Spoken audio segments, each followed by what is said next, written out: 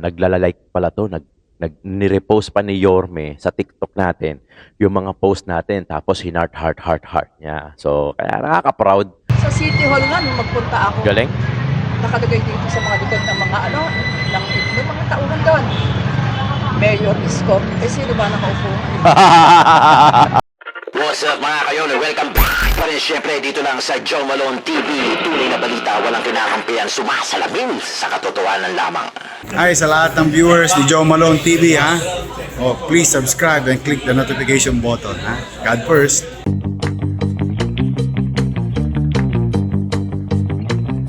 Come on, come on. Oh yeah. Ah. Huh. Huh.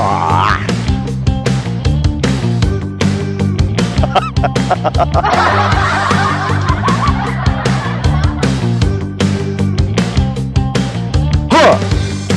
Come on. Oh yeah. Ay, magandang araw sa inyo ha. Today is Friday. Happy weekend para dun sa mga nagtatrabaho ng Monday to Friday. Last day today. Ha! Ha! Ha! Come on, come on, come on! Oh yeah! Yugyugan muna tayo syempre. The good times, ha? Maganda tong topic natin ngayong araw na to. Deserve ni nanay na mag-viral. Kaya uulitin natin with reaction.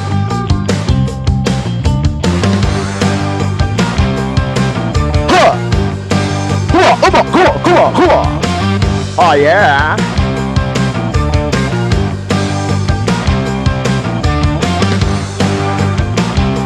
Shoutout sa lahat ng mga Iskonians abroad, pati na rin dito sa Pilipinas, Luzon, Visayas, Mindanao.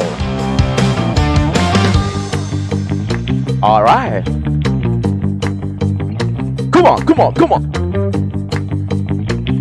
Huh.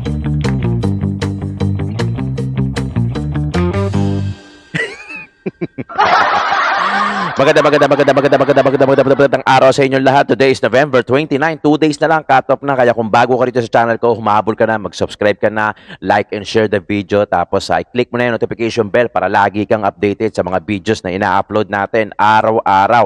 At para doon naman sa mga dating viewers natin, syempre, alam nyo na, you know the drill. Wag mag-skip ng ads. Importante yan. Makakatulong ka sa host, sa isang content creator na tulad ko, for not skipping my ads. So, although medyo marami-rami yan, pero dyan tayo kumukuha ng konting budget para pamasahin natin, pangkain, pagka nagka-kalye survey tayo. At syempre, iinom ka tubig, kakain ka. Tapos syempre, sa pamilya, syempre, trabaho kasi ito eh, di ba? Tapos syempre, shoutout sa lahat ng mga viewers natin abroad, mga Iskonian, mga solid Iskonian natin abroad, syempre. Shoutout sa inyo lahat dyan. Attendance check tayo. Please comment down below kung saan lupalop o kayo naroroon at nanonood ng reaction video natin. Napakaganda nito. Aksidente lang to actually. Nalagpasan na namin eh.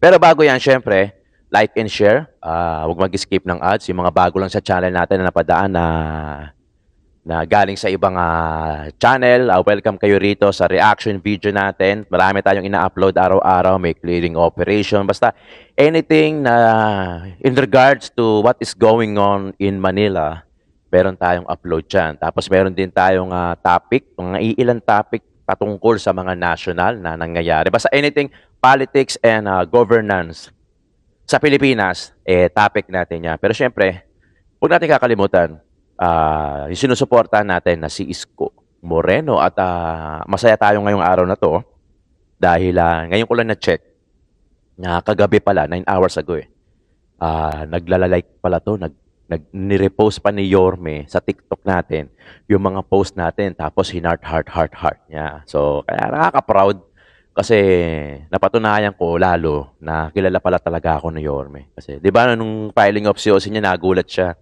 Kung mapapanood niyo sa video natin, nagulat siya, nakita niya ako kasi sigaw ako ng sigaw doon. Yorme yun, nakikipagsiksikan tayo sa mga sumusuporta rin para ipakita yung full support natin kay Yorme doon sa filing ng COC. Nung nakita niya, sumisigaw ako, nung nakita niya ako, kinamayan pa niya ako, tapos sabi niya, "Uy, pare!" Nagulat siyang gano'n. Nakaka-proud, syempre, sa part namin, mga content creator. Kasi, bihirang-bihira yung gano'n. Saka si Yorme talaga, in fairness kay Yorme, talagang siya yung sumasagot sa mga messages. Siya rin yung mga nagla-like. Wala siyang admin. Kaya usually gabi kasi busy yan ng umaga hapon eh. Siguro gabi nagba-browse-browse, alam mo na, 'di ba? Parang tayo rin pampaantok. Nagba-browse-browse siguro sa TikTok, YouTube, Facebook, tapos siguro nakita niya aksidente, nakita niya yung channel natin, na heart niya. Kaya I'm so proud of my channel, Joe Malone TV. Kasi kahit papano, we started our channel with Yorme content last 2019. Isa ako sa mga nauna at ako na lang yung natira doon sa mga nauna. 'Di ba? Although yung mga nauna, sila Papa Pao, sila kay Chubero, sila si Miss July, mga kaibigan ko naman to. Wala naman namang masamang tinapay sa akin eh. Nakakausap ko sila, lahat sila Miss July. Ito yung mga nauna eh. Nauna sa akin to ng mga isa't kalahating buwan. So sila Papa Pao, sila kayo Chibero, sila Miss July. O ano to, July, pagkaupo na yon, may July 1, 2019. O prior to that. Ako August. The following month, nag-start na ako kay Yon, may 2019. Kaya mga nauna to. Mga kaibigan ko to, actually, mga ka-message ko rin. At they are planning to go back. Except kayo Chibero, hindi ko pa nakukumbinse. But Miss July and Papa Pao, they are planning to go back next year. Kasi nga sinabi nila sa akin na wala yung channel nila kung wala si Yorme Isko Moreno. Parang ako rin. Wala yung channel ko, yung Joe Malone Work Travel Pack, ito before kundi dahil kay Yorme Isko Moreno. So, doon kami nagkita-kita, doon kami nagkaroon na naging magkakaibigan na ito, mga nauna na to. Alright, so ito, deserve ni nanay na mag-viral. Deserve ni nanay na makilala din na konting recognition despite the fact na ayaw niya ma-recognize. Kasi nga, simpleng Manileño si nanay. Pero for me, para sa akin, deserve ni nanay na mag-viral. Kaya tulungan niyo ako na i-play nyo lang yung video. Like and share yung video natin. Kasi deserve ni nanay. Why? Kasi napakaganda ng sagot niya. Aksidente. Pumunta kami ng Pampanga Market, District 2. Gagalangin ata itong part na to eh. Teka lang. Nakalimutan ko i-shoutout yung mga GCash donors natin. Maraming salamat pang kapiyan. Thank you so much kila Sir Ronald, Ma'am Mercy, Ma'am Janet, saka si Sir Pyromel, mga GCash, mga top GCash donors natin. Pero kung meron lang kayong may share na blessing nyo, okay lang. Pero kung wala, huwag kayong mag-skip ng ads. Okay na ako doon. Promise. Maraming salamat sa inyo. Kung may mga sobra kayong blessing, you can share your blessing to me. Andiyan naman yung GCash number natin. Kung walang problema, walang pilitan, okay lang sa akin yun, walang problema. Lilagay lang natin yan para meron tayong naiinom ng kape tuwing umaga. Napansin nyo, dati mainit. Hot coffee. Ngayon, ngayon ice coffee na. Kasi parang, parang masarap. Parang masarap no? Okay. So, yun na. Let's go back.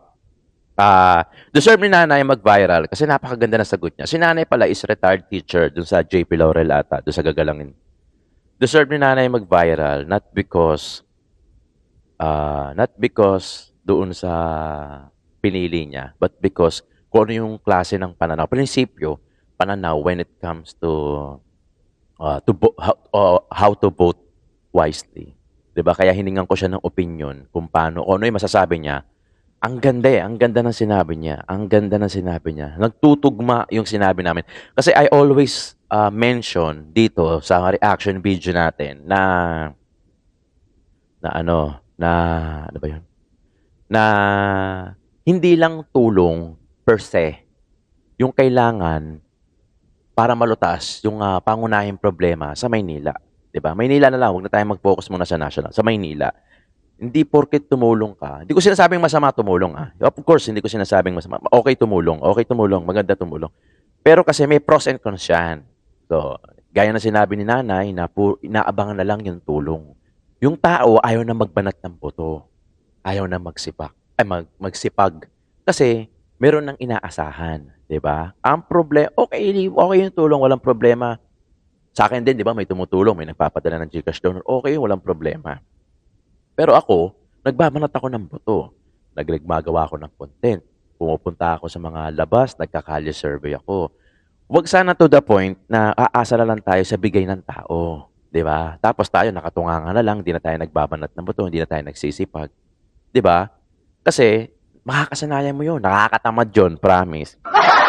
Nakakatamad. Anyway, panoorin natin si Nanay. Nanay, deserve ni Nanay na mag-viral. Kaya help me this one na mapag-viral natin to si Nanay. Nalagpasan na namin to kasi na-interview ko na si Kuya, ayan, no, yung nasa sidecar. Na-interview ko na siya, tapos naglakad na kami papuntang Pampanga Market. Tapos, meron lang tumawag sa amin, tapos sabi, si Nanay interviewin nyo. So, bumalik kami, kaya napabalik kami. Tapos, hindi ko alam na ganun pala kaganda yung sasabihin niya. At panoorin natin. Si Nanay. Nay, magandang araw. Magandang araw po sa inyo. May konti na po kaming katanungan. Kung halimbawa ngayon ang botohan, sino ba napupusuan mong mayor dyan? Meron tayong 6 na choices. Alam mo sir ha, sa performance-wise, dalawa lang yung dito. Mas gusto ko si Isko. Isko po. Yes. Pwede po ba malaman bakit? Kasi, dahil siya ay mahirap, nagmula sa mahirap, ang binibigyan niya ng mga Importansya. tulong, importansya ay ang mga mahihirap. Yun. At napakaganda kasi, ang problema nga lang sa ating Pilipino, walang laglagan. Apa. Ito, totoo. Maasa sa ibinibigay. Correct. Hindi nagtatrabaho. Galing. Yun yung sinasabi ko sa reaction video natin. Nasasanay kasi. Nasasanay kasi. Kasi katulad yan, merong mga parating na ibibigay. Ayuda. Yun na lang ang inaabangan, anak eh. Wala nang effort para mag-work. See? Retired teacher ako, anak eh. Kaya Kaya pala yung... nakikita ko na gano'n. Sana, ang ibibigay nila, trabaho. Yes. Trabaho, yes. Kasi marami sa atin tanong. Tamad. Para magbanat ng buto. Samantalang pag nasa ibang bansa, anak ng Kahit sisipag. nagdodoble trabaho, Yes, no? at ang piniprefer nila, Pilipino. Marami, Kasi di ba? masisipag, madiskarte. Masisipag. Kasi bakit doon? Sa sariling bansa, Sa sariling bansa, nakakalungkot. Yan, At tama. laganap ang corruption, please. Kasi nakukuha tayo sa lagay. I'm sorry. Nakukuha tayo sa lagay Exactly. sa konting halaga. Ako dinidivide ko yun 6 years. Binigyan ako ng 1,000 halimbawa. Pero hindi ako National. binigyan ng Opo. divided by 6 years. Wala akong piso isang araw. Kahit sa mga konsehal, 3 taon lang sila. Bibigyan ka. Magkano isang araw? Galing. Common sense, anak eh. Galing. Kaya nakakalungkot. Mamulat kayo. Ha? Kaya sabi ni mother. Hindi totoo, anak eh. Opo, totoo po yung Kasi sasabi niyo. for 28 years, galing ako sa sentro. Eskular, nagturo ako doon. Graduate CEU. ako doon. Aba. CEU. Napunta ako dito sa government. 28 years ako, anak. Nakita ko yung weaknesses. Hindi ka pwede lumakad ng walang padulas. totoo yan. Real talk yan si Nanay. Real talk siya. Real talk lang to, Oo. my man. Kaya ngayon nga ako, may nabagsak ako mga estudyante. Hindi ako mayabang, anak, sinasabi ko lang. Opo. Ayan lang ang laurel. Diyan ako nagturo. Galing ni Nanay. Hindi ko nagpapakita. Bakit kita ipapasa? Lalagyan mo ako. Meron ako. Ginaganon ko, meron ako. Dahil teacher ako eh. Ito ID ko. Apo. Yes. Hindi Mukha. ito. Di, Mawawala prinsipyo. yung ID dito.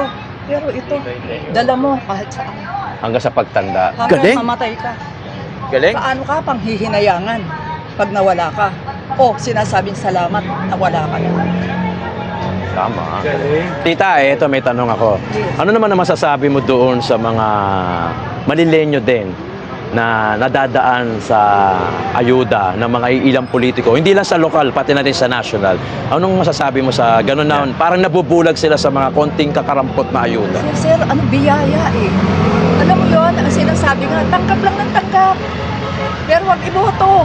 Galing. Yun ang naririnig kong comment. Kasi hindi naman kanilang pera yan eh, buwis. Taxpayer. Perang taxpayer. Taxpayer, kami yun. Lahat ng taxpayer Lahat sa ng Pilipinas. taxpayer. Oh, kaya sabi ko nga, ano ang point? para hindi tayo magsikap. Lalo ngayon, ang hirap ng buhay. Totoo yan, ito. Oh. Nagtitinda kami, walang bumibili. Kaya kailangan sikap lang talaga. Hindi ko mo may edad, I am 77. Pero eto ako, hindi ako pabigat sa anak ko, Galing? sa mga anak ko. Napag-aral ko sila ng maayos, kahit doon sa, ang tawag namin London dito, London doon. Loan dito, Kasi loan alam mo doon. naman ng mga teachers, bago makapagpatapos ng pag-aaral ng anak, hindi pwede hindi uutang. Loan yun. Diba? Loan dito, Kasi loan yan, doon. Anak, walang taguan.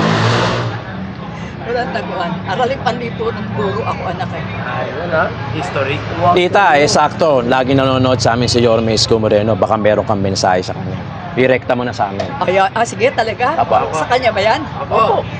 Mayor, nabasa ko kanina, galing ako sa Justice sa Bad Santos Hospital kasi nagpapacheck up ako. Nakalagay doon, bumalik ka na, Mayor. Isama mo si Chi Atienza. Yeah. Nakalagay doon. Hindi ko alam yun eh. Ngayon lang ako dumaan doon eh. Pauwi. Pagputihin mo pa ang pagsiservisyo. At yung sinasabi nila na may ginagawa ka, please, huwag naman.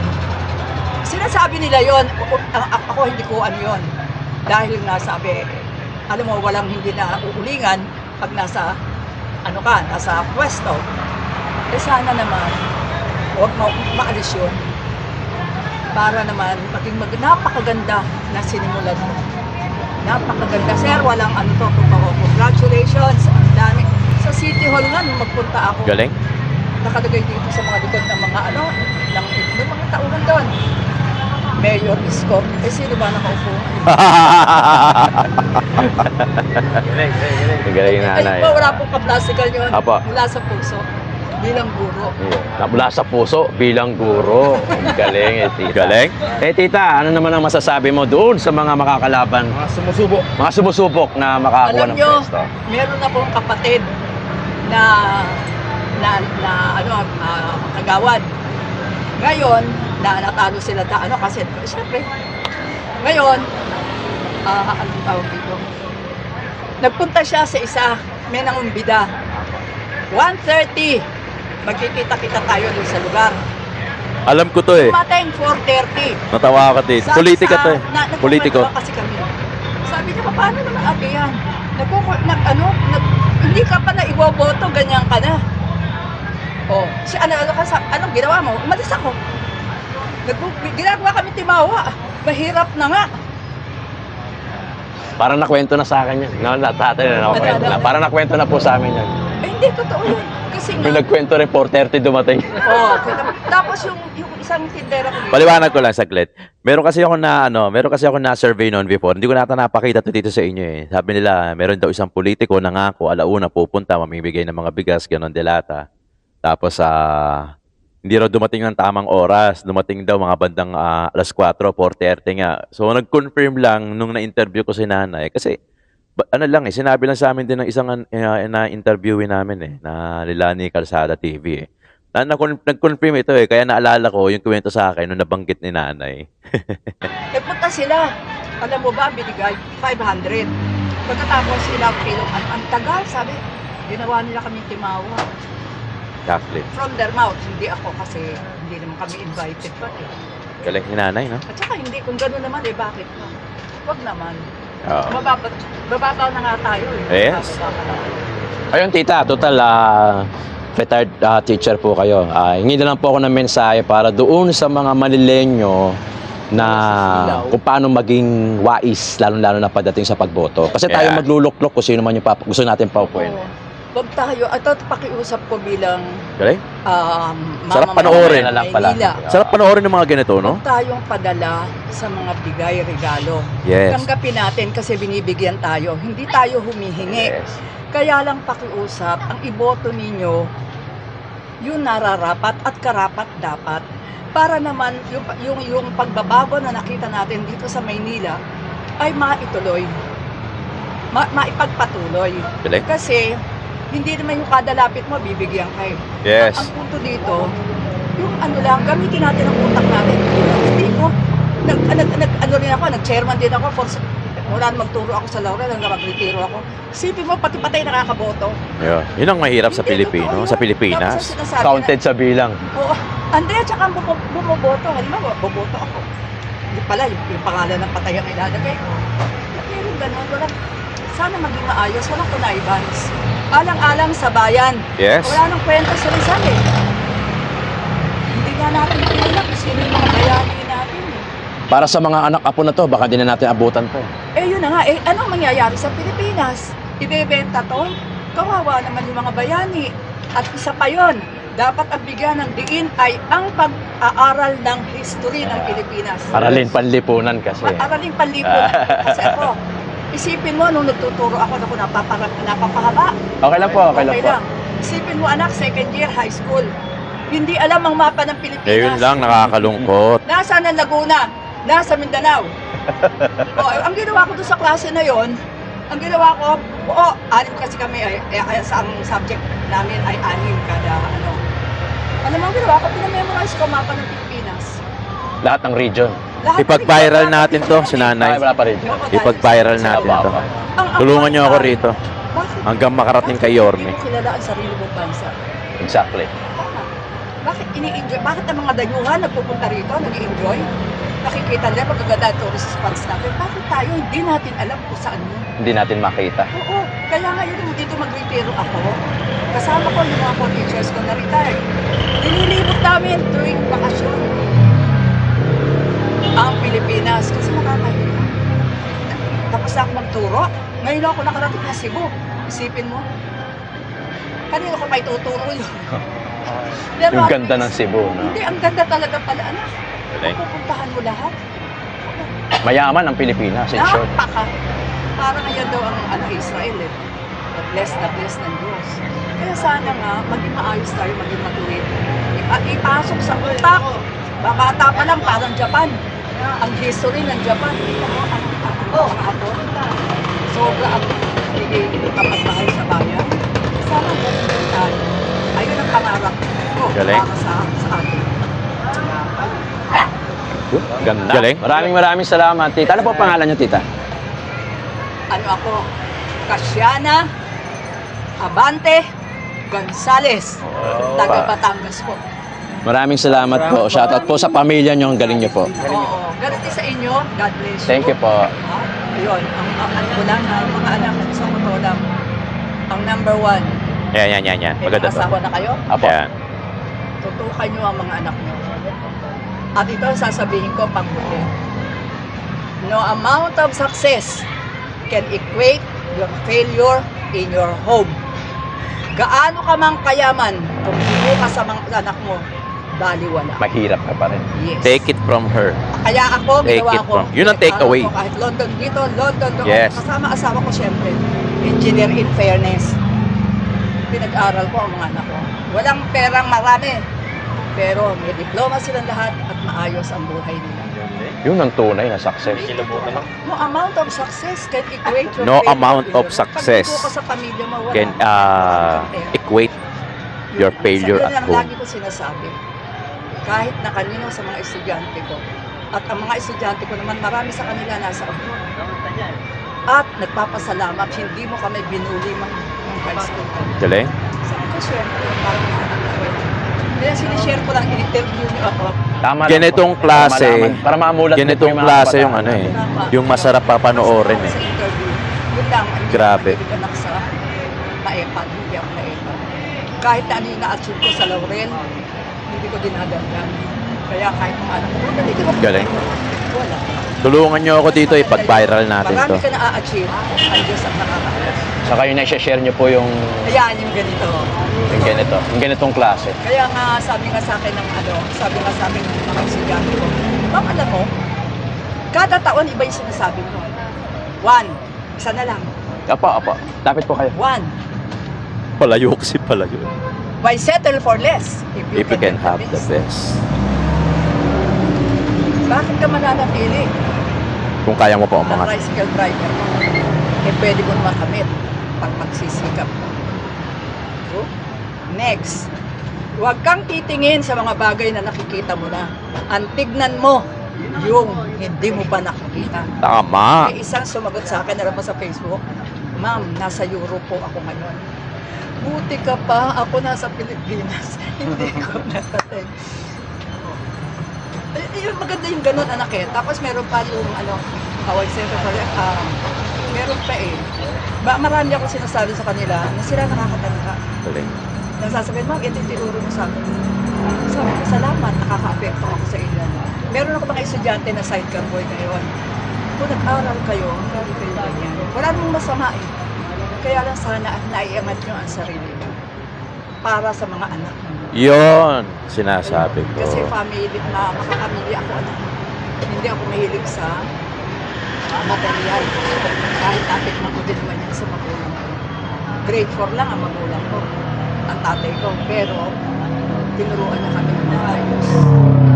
Kaya, sinishare ko lang din ito sa Ganda. Sa inyo din. Sa anak ha. I-friend ninyo ang anak ninyo. I-pasyal nyo. Quality Bigyan nyo time. ng time. Pati mga misis nyo. Dahil ang misis lang ang misis, parang katulong na lang yan.